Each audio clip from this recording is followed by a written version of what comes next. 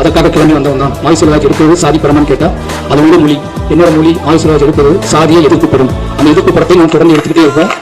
நான் இதை திமுறையே சொல்லலை, இங்கேருந்து சொல்கிறேன், எமோஷனாக சொல்கிறேன். நான் எப்பவுமே ஆர்ட் ஃபார்ம் நம்புகிறேன். நான் அரசியல்வாதி கிடையாது, நான் கட்டுரையாளர் கிடையாது, நான் ஆய்வாளர் கிடையாது. நான் என் வாழ்க்கையை பணயமாக வச்சு படம் எடுத்துகிட்டு இருக்கேன். என் வாழ்க்கையை கலையாக மாற்றிக்கிட்டு இருக்கேன். என்னோட கலைக்கு ஒரு வெளி இருக்கு, என்னோட கலைக்கு ஆற்றாமை இருக்கு, என் கலைக்கு ஒரு கண்ணீர் இருக்கு, என் கலைக்கு சில கேள்விகள் இருக்கு, என் கலைக்கு ஒரு பயங்கரமான லவ் காதல் இருக்கு, சமூகத்தை பற்றி காதல் இருக்கு. இது எல்லாத்தையும் ஒன்றா சேர்த்து நான் அவங்களுக்கு கூட ட்ரை பண்ணிக்கிட்டே இருக்கேன்.